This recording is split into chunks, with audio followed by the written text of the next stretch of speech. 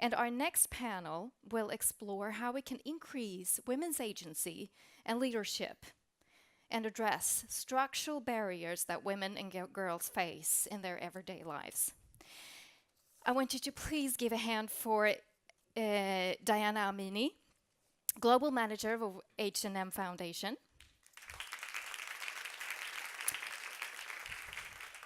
And Emily Bove, Executive Director for Women Thrive Alliance. And Eva Johansson, Lead Policy Advisor for Gender Equality, Swedish International Development Corporation, SIDA.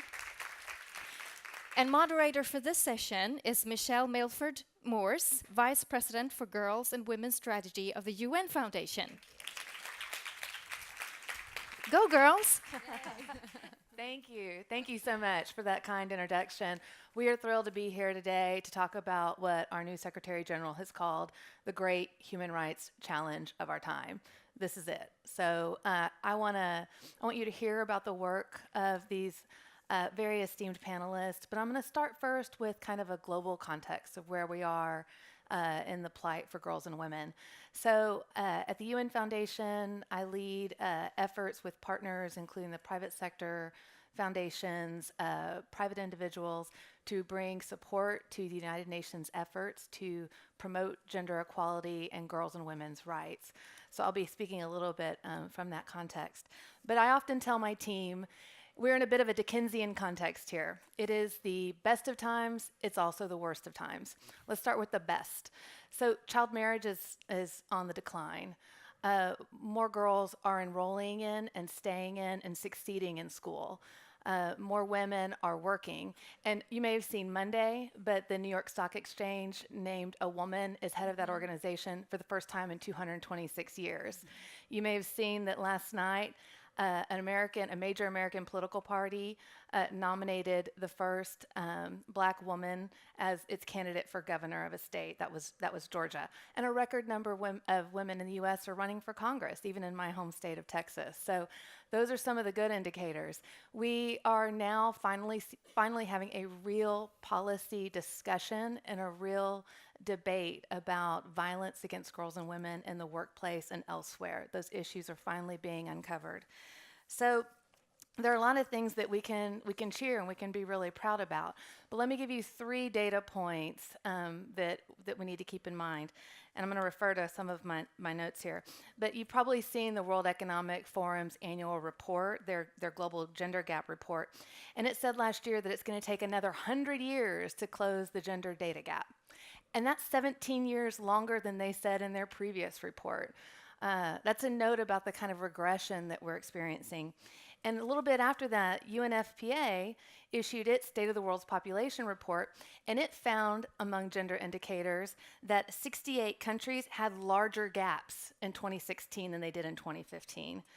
And then the last one, UN Women does tremendous work in this area too, and they found in one of their reports reported in January that global poverty, extreme poverty, women are slightly more likely globally on average to live in extreme poverty than men, except if you look at women between the ages of 25 to 34.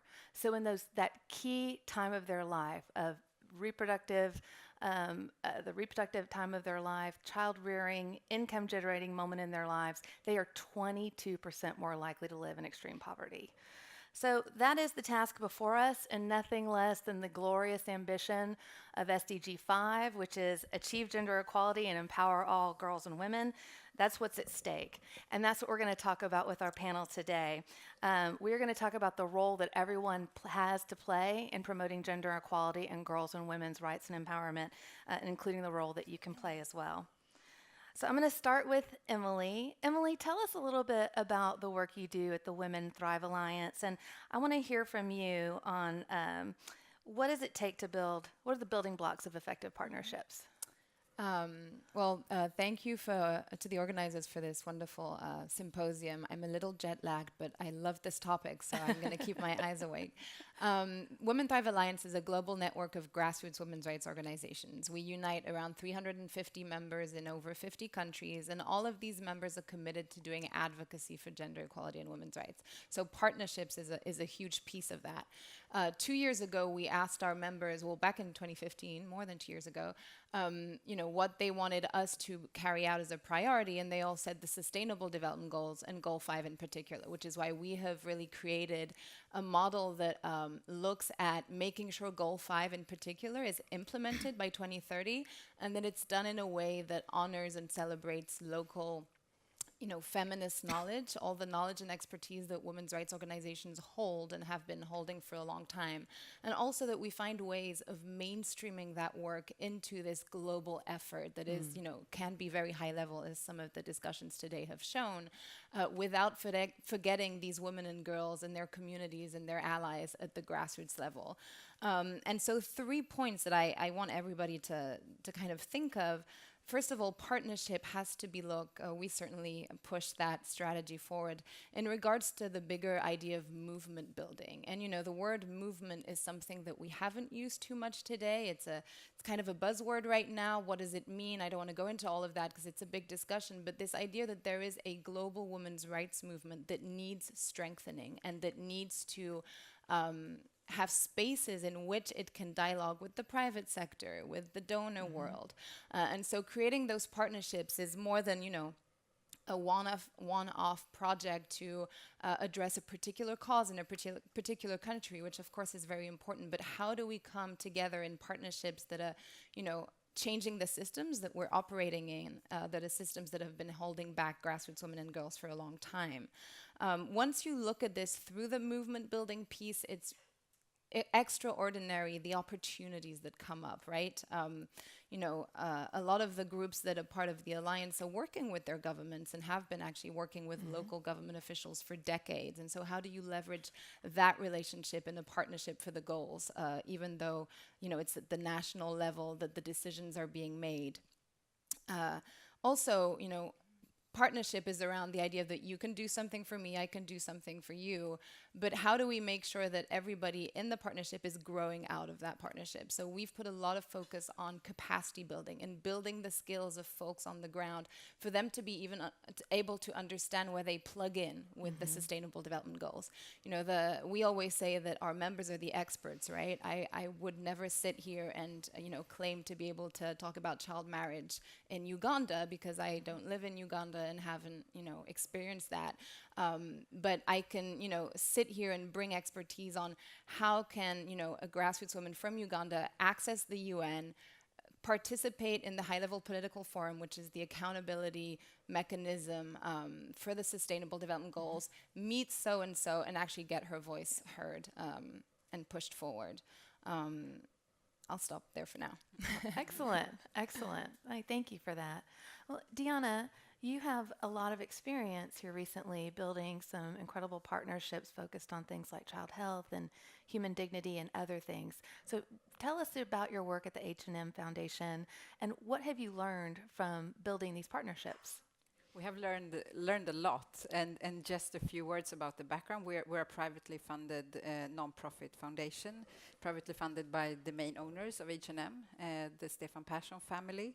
And when we work beyond the company sphere, and when we had this setup with the foundation, we also had this vote more of out of the millennial goals at that time to really decide upon our focus areas. So education, gender equality, and water and sanitation, like goal 4, 5, and 6 were the main 3, really. And what we see, our role in this is really, we discuss it a lot. We're a small team based here in Sweden.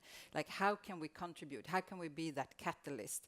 And we have 3 guiding principles that we have found is kind of what we always hold on to. And it's, of course, the impact is the most important one, but involvement, not just involve people in voting like the general public, where we actually received 120,000 votes during 1 week. So it's really, obvious that people want to take part in these type of issues, but also, I mean, especially involve the grassroots experts in the issues, but also to try to do it in new ways. We heard earlier that one part of philanthropy is also being able to support early stage ideas, early stage innovations, to really try new methods. I mean, we have one donor, right? It's not governmental money. We can be flexible. We can try things. We can fail. We can try to find, I mean, both new methods, new ways of collecting data, maybe a new tech component in a program, because we have that ability. And I think that's really where we can be, since we are kind of in the area between the non-profit sector and the private sector. I think the best way we can do is really to take the entrepreneurial spirit and the learnings that we have from the corporate side, where we were kind of born, and then take it to the non-profit side and be somewhere in between and be that platform and that catalyst. So when it comes to gender equality, we have a global program with CARE, where we mainly focus on women economic empowerment. So we can talk more about the details of that. But that is yeah, we're looking forward to hearing more about that. That's great. Well, Eva, governments are essential, especially to large-scale partnerships, and governments working with civil society, with the private sector, building momentum with other governments. Do you think that early in the SDG era that governments are looking at partnerships differently? And what could you say about that experience or way of thinking at CETA? No, I agree. I think there is really a new thinking regarding partnerships. Not only is it is actually a SDG goal in itself, but I mean, CETA has always, I think, relied very much on the partnerships we do have with other governments in Nordic countries and through other platforms such as the OECD DAC and the UN, for example. And we've always relied on let's say, and the European Union, I have to mention also. And we have always relied, I think, on the very strong partnership of the Swedish organizations, the CSOs or the NGOs of Sweden. We have a partnership agreement with around 20 of the Swedish organizations. And for us, they're really instrumental in, let's say, expanding the partnerships. So we really reach a lot of beneficiaries, organization, grassroots organizations through those partnerships. And for us, it's a pride to have that partnership. But I would also like to add that in the era of the SDGs, we are challenged and we are doing our best to keep up the pace with the new partnerships that are forging and the new opportunities that are actually just, I would say, developing or surfacing for us as an institutional donor. And we have, for example, tomorrow we have at CETA, our Director General, Karin Jämtin, is hosting a conference on with investors. So we have a network with investors, for example, to learn from them, to to have working groups regarding specific SDGs, for example. And that's expanding both our own sort of platform and experiences, and we are also hoping that it's a mutual benefit. We also have the same with companies and CSOs. So I think for us, partnership is critical for us as a bilateral donor to really have that outreach. I also would like to say that we collaborate also with universities, and we have are engaged discussions with students at universities also, not just the researchers, and it's really important now. And I find that I'd really like to hear some good suggestions, but I find it quite challenging, but extraordinarily important to reach out to the young generation, to the younger people. And we can see with the Me Too movement what an impact an idea that comes at the right time and that really moves people, how that can change the world agenda and how that can change and influence policy. I find that extraordinary as a very good example. We also see that on the Spotlight initiative, for those of you who are involved with that, that could also potentially, hopefully, be one of the vehicles that can that also can support these kind of movements. Spotlight is I would say a mega initiative initiated by the European Union, allocating initially 500 million euros during a period of 5 years to eliminate violence against women. It's grown into a partnership with the UN. It's growing into a partnership with the civil society and women's organizations. Yeah. And I think it's something that we'll have to learn more about. So really, I think we're just seeing the beginning of the new partnership, and we need to be there to learn from each other and to expand also the our outreach through those partnerships. And it's not just about money. It's really about knowledge. It's about the bottom line is really about human rights and living up to the commitments of the 2030 agenda. So we all work according to this roadmap. So I think that's for us. It's very helpful to have that sort of common ground. Yeah. I'm pleased you mentioned the Spotlight Initiative. It's an SDG flagship fund, a model for other flagship funds for the SDGs and partnerships. It is a multi-region, multi-issue, multi-UN agency endeavor that's going to serve as a model for how you get economies of scale out of what you're trying to do. So it's an excellent example of a partnership for the SDGs. I want to stay with you for a second for this next question, which is, we're talking about the grassroots level and how important it is to make sure that there is engagement at the grassroots level and that you are listening to and engaging the experts in these issues. And at the same time, you need a global normative environment as well. You need a policy environment that can support and facilitate the kind of changes you want to see at the grassroots level. So what could you say about that global, local marriage that we need to achieve progress for girls and women? Well, I think you already mentioned that. It's really about allowing or providing, not allowing, but providing the means and enabling environment and possibility for grassroots organizations in Global South but also in other countries to have access to influence the global arena. I usually, over the last few years, I've participated, for example, in New York in the Commission of the Status of Women. Yeah. That is like a mega event. Those of you who are from Sweden, some of you must know Almedalen, for example, in Gotland. This is a global Almedalen, really, where people meet from all countries of the world, really, literally all countries, and on all levels of their organizations, and from minister to a grassroots, activist.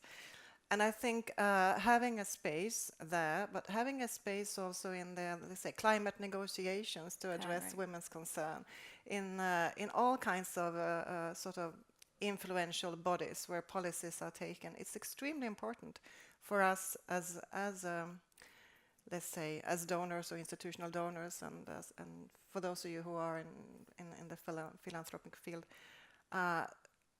to make sure there is a space for them to voice, for the voices to be heard, for the concerns to be really taken.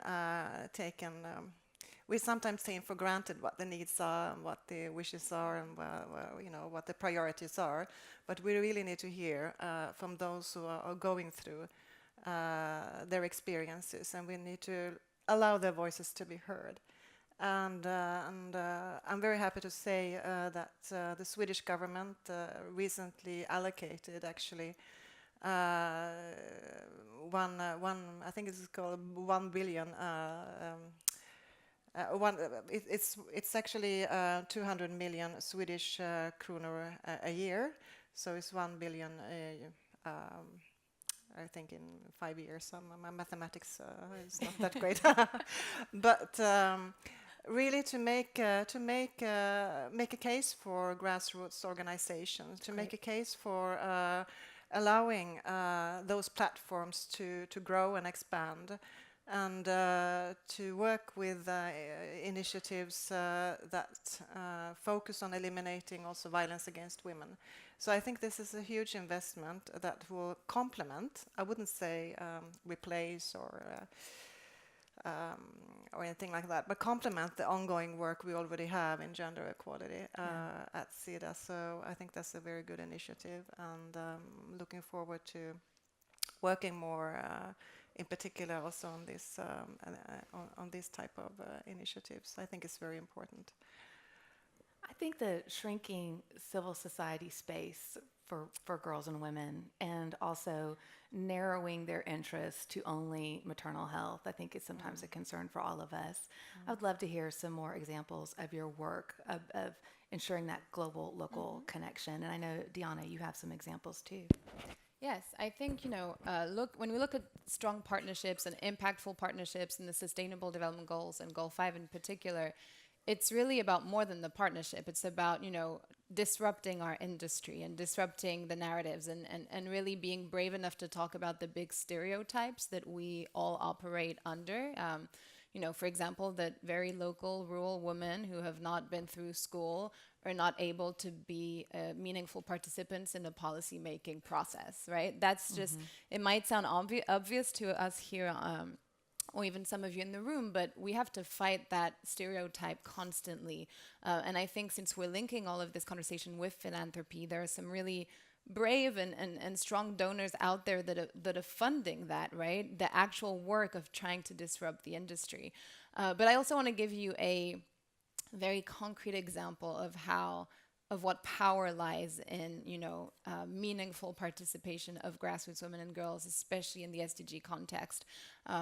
So I said I would talk about Tanzania, but I'm actually going to talk about Nigeria. There's so many good examples. But we, when our members, our alliance members, so all grassroots women's rights organizations 2 years ago said, we want to make sure that our governments know the priorities that the women that we are serving in these very rural communities, that the governments know what needs to come out of this implementation.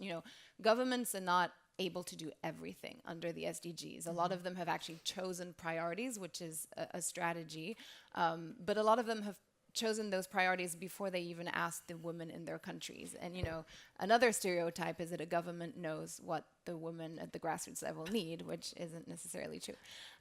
But so what we did, we launched 2 products. The first one is a really great course called Speak the SDGs, and it was about bridging the skills gap between the incredible expertise on the issue, but then the lack of understanding and knowledge of how to leverage global tools for local and national level policy making. And I apologize if this is a little technical, but there are ways really in which you can leverage the goals, with your parliament, with ministry focal points, with your local leaders, with judges, with journalists. And so the course really teaches that to the grassroots women that we serve. One of our members in Nigeria, her name is Sibyl, she took the course a year and a half ago. And it was an aha moment for her. She was like, finally, I understand how my 20 years of activism for women's political participation in Nigeria fits into this global framework and what my government is expected to do under this global framework. So she trained 50 local leaders. She basically redid the Speak the SDGs course for her local community leaders, including government officials. So this woman was training local government officials who had no idea what the SDGs were about. And altogether, they decided that for her region in Nigeria, there needed to be a localized action plan. But none of them knew who at the national level was in charge of this.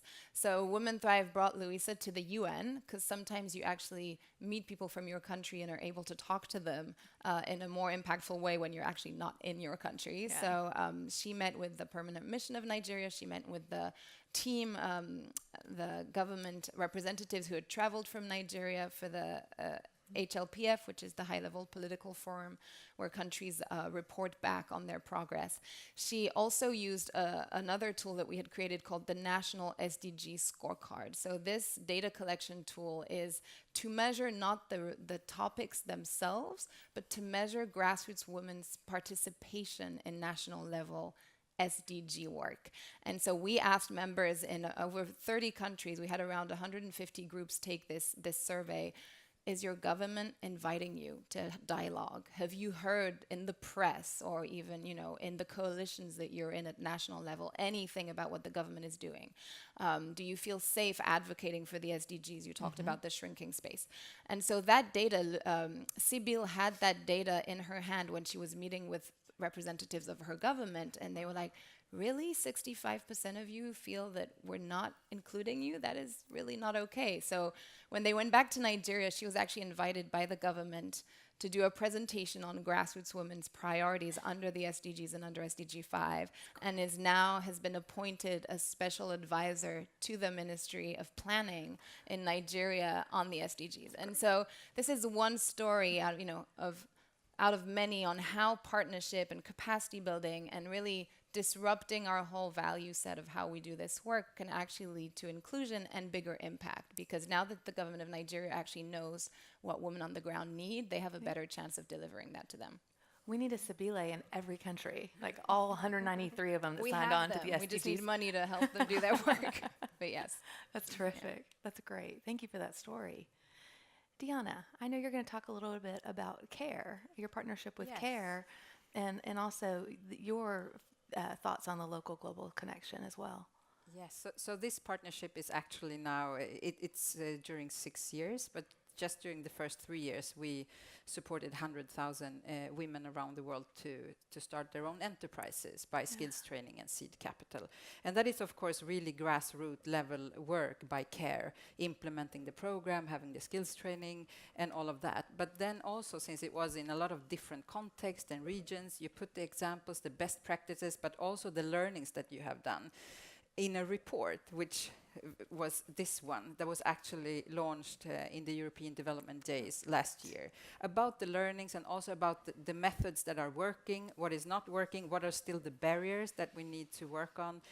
So I guess that just taking the knowledge, and what I realized was that even within CARE, an international NGO, they had worked a lot in silos within the different countries, not sharing the examples, but just for us supporting them with money to have the conferences with all the countries involved in the global program made them start working more jointly on the issue, even within their organization, and also communicating it in a better way, advocating in a better way, and also having this tool when you work with policy and advocacy to really, have the learnings from a 3-year partnership, 100,000 women involved.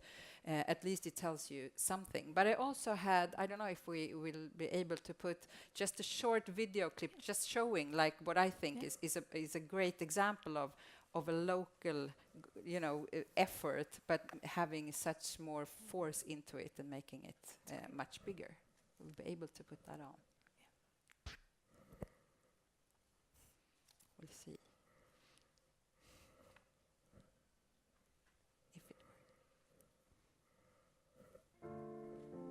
Pues mi padre nunca quiso una mujer. Él decía de que solo los hombres estaban preparados para trabajar la tierra. A mí no me gusta que me subestimen. Pues uno se imagina con tener su casa, su terreno, pero ¿cómo empezar si los bancos no le hacen un préstamo por ser mujer campesina? Y una mujer no puede pagar un crédito, no es capaz de pagar un crédito. Eso fue lo que me dijeron. Y si me pudieran ver ahora. Ahora tengo mi tierra propia y soy la presidenta de la cooperativa de 450 mujeres asociadas. ¿Quién dijo que las mujeres somos débiles? Esta soy yo, Sandra Chiqui. So I just think that this is a great example of starting with one woman and then having, this jointly, cooperative of women working. So I think it makes it all. It's just the barriers that we need to have, and not at least the norms, and including the men in the work. That's right. Well, and speaking of barriers, I think we should address some of the ones we're facing. There's incredible both rights-based arguments, economic arguments for why we would all want gender equality, but yet we haven't achieved it yet. And so there are many reasons why, and I think maybe we should address some of them now. So you've both talked about how sometimes governments don't necessarily understand the challenges of girls and women in their country. And one of the reasons for that is that you may or may not be aware that there's a global gender data gap. So actually data sets, HMS data, census data, a lot of it doesn't account for a lot of girls and women. They're hidden in data sets, or they're just not there for a range of reasons. Eva, can you tell us a little bit about the importance of gender data and improvements that are being made to better count women so that they count? I'd like to address it from actually two angles. First, I'd like to say, yes, we have some data, and there is usually data being presented. I was actually going to present some myself, but you preceded me when you started. So I was going to say that, globally, women and girls are overrepresented among the poor. 330 million women and girls live on less than $190 a day. 50 million girls under the age of 18 are married each year. I can actually list a lot of these statistics. We do have some statistics available. Oftentimes, these kind of statistics are really needed to show the discrimination and to show how, the magnitude of the discrimination. We are talking about half of the world's population. We are not talking about a small group of people, we are the half of the world's population. So we have to put it in perspective, and obviously this is extremely important that all our systems globally and on national level, show the discrimination, sex segregated data, but also to show it on other intersectionalities. Intersectionalities is a concept also that the global goals use, to show that there are actually other forms of discrimination that can face, for example, a woman, she's not necessarily only, the gender aspect of her discrimination, but also she could be poor, she could have, come from a certain ethnic group, come from a certain part of the country which is being neglected. She could have a disability, or there could be anything, a sexual orientation, or just name it. So there's a lot of intersectionalities, and we need to really challenge ourselves and not just look at men and women and themselves, but to look at that from the individual point of view. I was actually also going to say that in a way, we know these statistics by heart. We know there is discrimination. It's nothing new, really. We maybe don't know the detail of it. We need to have updated data. But on a global level, yes, we have a sense. We know there's discrimination. But how can we drive change? And I think that also needs to be the question that we address. Yes, we know that this is happening. But we also need to find the means of how can we change this? How can we drive change? And I think part of the solution is also to have some other types of data that we show. What is the cost of not investing in gender equality? Is there a cost, of not giving loans to a female farmer in Tanzania or whatever the situation could be? Yes, there's actually a cost to that. There's a cost to herself. In terms of claiming her rights and being able to, live a full life. It's a cost for her as a mother to the health and the education of her children. It's a cost to the society. And we can make the chain complete and saying, yes, it's a huge cost to the SDG. We are losing out if we're not investing in women. And I think it's that kind of data we also need to have. We should talk about when more women work, economies grow. Yes, it's a fact. It's actually not something that we think. It's the truth, or it's evidence-based. We also know that women make up half of the global workforce. I have to read now because I'm not good in figures, as I said. A third of business owners and influence as much of 80% of consumer spending. So it does matter also on, if you talk an economist or marketing, marketing point of view, whichever we can use, and I think we should use. We should show it does matter if we don't invest in women. Um, and I think we also, you quoted one report I was going to quote, which I think is extremely interesting, and we should use it. I'd like to also say that, for example, if we talk about the Food and Agriculture Organization, FAO, they also have very interesting data. We talk about an urbanized world. Yes, it's true, the world is being urbanized and cities are becoming more important and people are living there. But we shouldn't neglect that 46% of the world's population still live in rural areas. Yeah, that's right. We shouldn't forget it. And those are sometimes the most discriminated against, and you know, where social norms are very deeply rooted. And FAO made an assessment, which I think is mind-blowing, you know, in a way. They say that if women had the same access, not more access, but just the same access to productive resources as men, they could increase yields on their farms by 20 to 30%. And what does that mean? Yes, they would actually raise the total agricultural output in developing countries by 2 to 4%. And what does that mean? Yes, it means they can actually lift 150 million million people out of hunger. Yeah, that's right. It matters a lot. And it's these kind of figures we need to also understand, you know, to see the impact of the figure. How can they actually drive change? So it matters if we actually look at the individual, you know, farmer or woman. She has a role to play, and it's not just for herself. It's actually for the whole society. And we can expand these examples, and we can talk about legislation, that it matters. We can talk about how it matters in a corporation if there are women on the board. Yes, it matters. It matters what decision the organization takes. It matters what you know, image the organization has. There's a lot of factors that needs to be taken into consideration. Having said all that, I'll be extremely short now. Just to say that one of the key priorities for us as SIDA, and which is emphasized also by this new strategy I mentioned that the government recently adopted on gender equality, is that we need to boost also the collection and the use and the quality of the gender data. It's extremely important.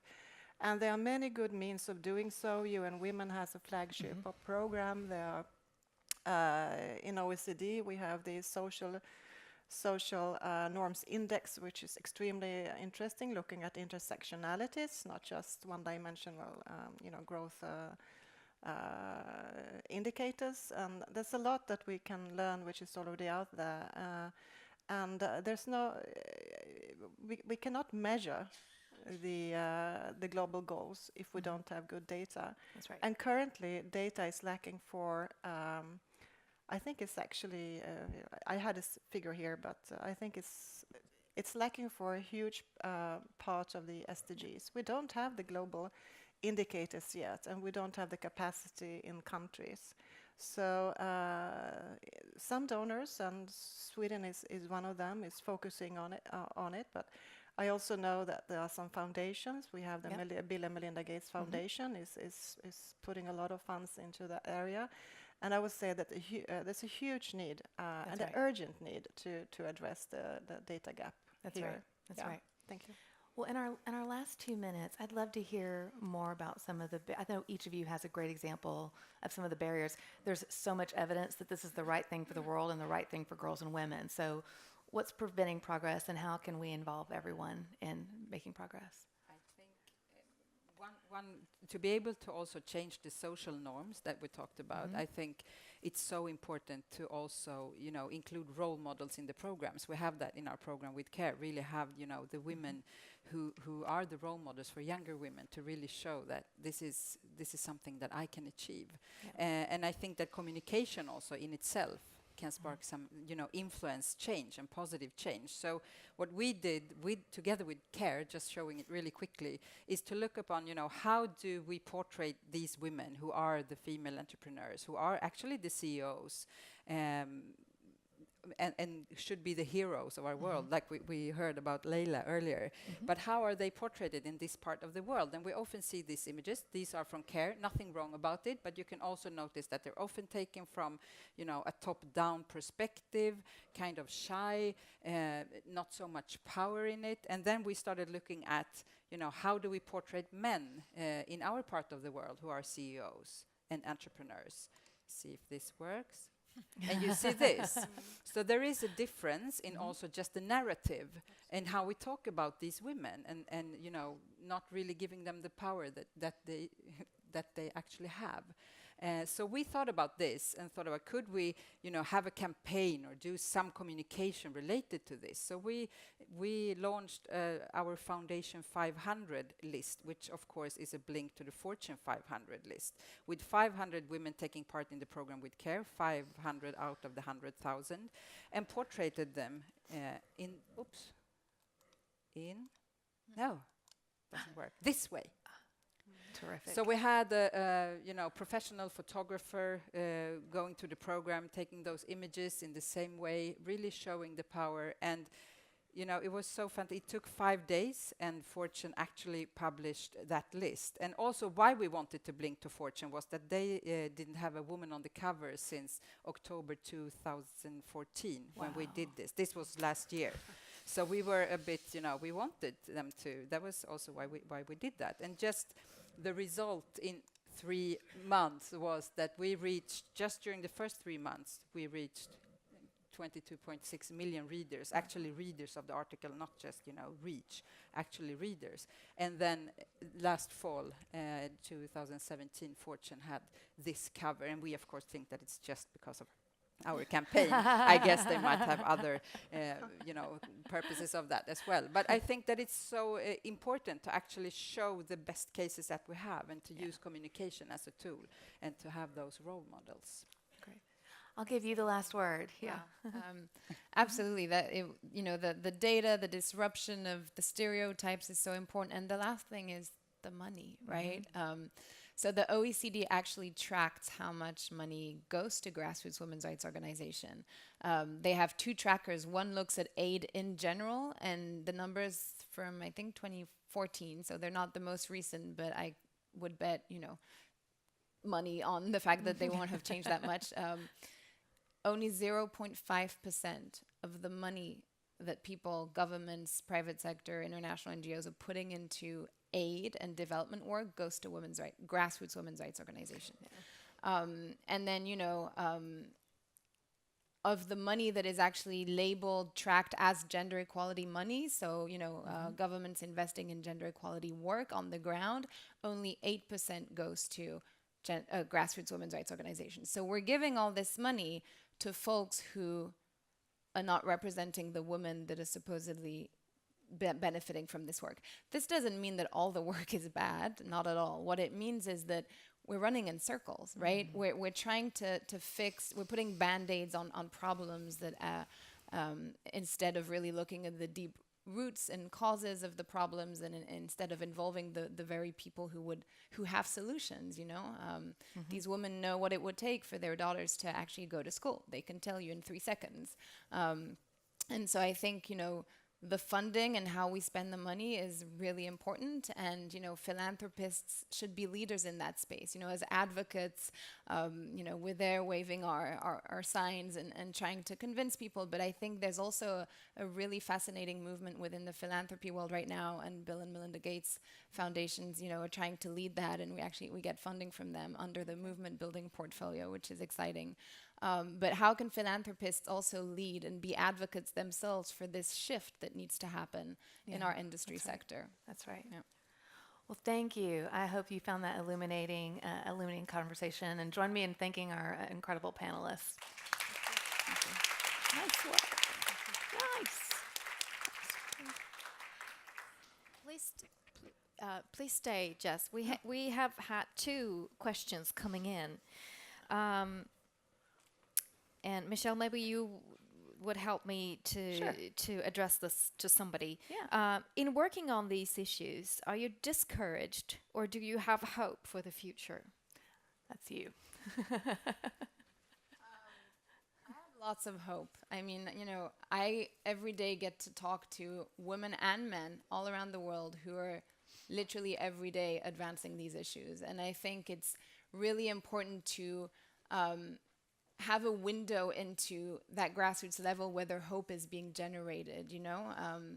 And we don't do that enough. And telling those stories is part of that, but also, putting trust in those groups will generate more hope on our side. So it's not just a question of what they're doing now, but if we actually invest in them, the hope will be amplified because the work will be amplified. So I'm hopeful, and I live in the U.S. right now, which is it's important. Doesn't help in being helpful. Yeah. I'm sorry. Okay. Sorry, that was Second question. We're getting tired, all of us. Okay. Maybe I can add. Sorry, I think I lost. Sure. Maybe I can add to that, because I think one dimension which I find extremely encouraging and necessary, and I think I'm proud also of a lot of the work being done, is that men and boys are being increasingly engaged. And I think that's so necessary and so important. And I think Sweden can also be a very good role model here. We have at SIDA also supported some of the organizations that are actually working to strengthen both the understanding about masculinities, what it means, what the entry points are. And men are oftentimes described as perpetrators, which some can be. Some can be, obviously, if you look at the violence against women issues. But we also have men as agents of change, and they need to be there. And we need to engage. They need to get engaged. And I think that is the missing piece in the women, sort of the whole gender equality agenda. And I can see that coming much stronger. Not becoming necessarily mainstream yet, but it should be there, and I think that's very, very encouraging. And then we have that sort of the whole picture, all of us working for the same goal. Yeah. Thank Gender you. equality is good for everybody, not just girls and women. I guess you just Yeah. kind of started answering the second question, the last question. How can Sweden's feminist foreign policy inspire the world? Well, I think a month ago, I'm not sure how many of you were here, but we have had an extraordinary international conference, the Stockholm Forum for Gender Equality, and I was proud to be organizing it with the Swedish Institute and with the Ministry of Foreign Affairs. And I think that it was a very strong manifestation of the solidarity between women from all parts of the world, a recommitment of gender equality, and also a very visibly having men engaged in the issues. So I think that was inspiring to us, and inspiration is needed. You need to get that energy all the time. And I would say that many looked upon at Sweden as a lead, I would say. We have, as the first country in the world, actually a government that declared itself a feminist government. And they have adopted a very clear-cut action plan to implement it. It's not just a statement. Across all the government agencies, across the foreign policy and development cooperation. Now Canada has also joined. I think we can say that we can use, or we don't have to use the word feminist as such. Some people can look at it as being excluding also. What is important is that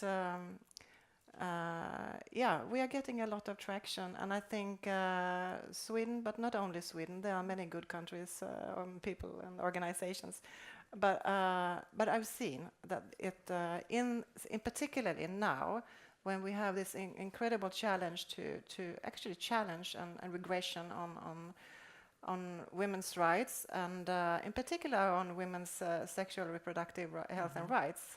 And I was before working 3 years as UNFPA's gender advisor in New York. I know exactly about that democratic space. So I would say that yes, we have an extremely important role to play.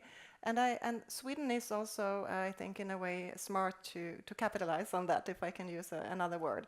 Yes, we are. We actually are pushing the agenda much stronger now. We are having not only partnerships with our usual allies, we are actually there is, let's say, a space, and we are trying to make the best to ensure that it's not a void. Because some major donors are pulling out of critical, funding areas, and we don't want to be the one to only, compensate for that. But we really try to advocate for others to join as well. So I think it made a difference, the policy and our genuine work that all Swedish organizations actually are doing. It's not just obviously us. Oh, wonderful to hear. So I guess we end on a positive note. Absolutely. Okay, good. Always. Thank you so much. Thank you.